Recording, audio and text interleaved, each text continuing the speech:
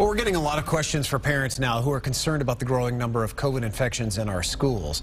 And our own Craig Patrick sat down with Dr. Anthony Fauci for his take on the situation and what more we can do about it. Here it is.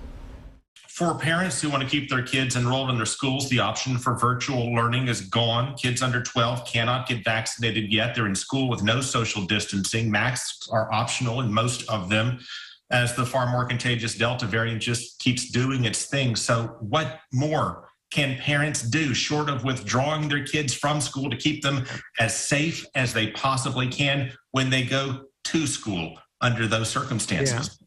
I know it's a very complicated situation, but I believe if one listens to what you can do optimally to get the children physically in the class to avoid the deleterious consequences of having them out of physical presence, all the mental health and social development issues that we have, you surround the children with people who are eligible to be vaccinated and get vaccinated. That means the teachers and the personnel in the school. The children who are eligible to be vaccinated, 12 and older, we should get them and encourage them to get vaccinated. And for the unvaccinated, the way you protect them, you get the situation such that there's universal mask wearing in the school. And I know that's difficult sometimes to implement, but that is the optimal way. With respect to masks, would you recommend parents buy KN95 masks in lieu of the standard variety, white and blue, we've all come accustomed to? And what else can they possibly do? You know what I think they should do? Just wear a mask, any qualified mask. I think when you start, picking this one versus that one, people get confused. I would just say, wear a mask, surgical mask, cloth mask. You want to wear an N95, that's fine.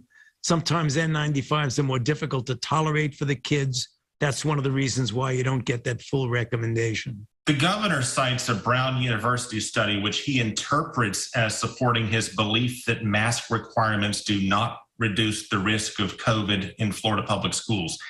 Is that interpretation correct? I'm not going to get back and forth with a tit for tat with the governor. The only thing I'm going to say is if you go to the CDC website, there are ample references to studies showing the beneficial effect of masks in preventing acquisition and transmission.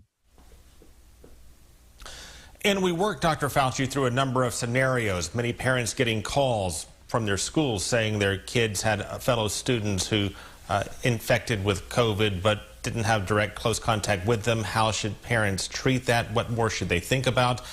Lunchroom versus playground, chorus class where kids are singing. What are the considerations? And Dr. Fauci said he can't get in an interview into individual situations, but he did stress that cdc.gov contains a trove of information giving parents, educators, teachers, a great deal of context, including research that can help fill in a lot of the questions that a lot of people may have about specific scenarios and situations that they may encounter. Yeah, there's a staggering amount of research out there already, even though it's only been around for the better part of a year and a half. Let me ask you about the vaccines. We know so many people, at least one of the principal reasons that people who have not gotten vaccinated don't trust it yet because it doesn't have the full FDA approval yet.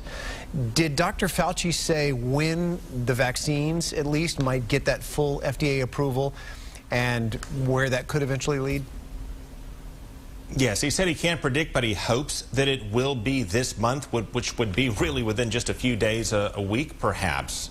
That all signs indicate we are very, very close to full FDA approval, that it may be, in fact, a matter of days or maximum a few weeks. And when that point comes, certainly it would provide opportunities for businesses to expand vaccine requirements for their employees. And remember, many other vaccines are already required in schools that have full approval: measles, mumps, chicken pox, etc. And Dr. Fauci said it certainly is conceivable and something they're giving very serious consideration to extend that also to COVID vaccines when that point comes. That'd be really something, because we know so many people cite that as the reason that they're not getting the vaccine. So if that happens here in another month, it'll be interesting to see what the vaccination rates do. Craig, thanks. Yep.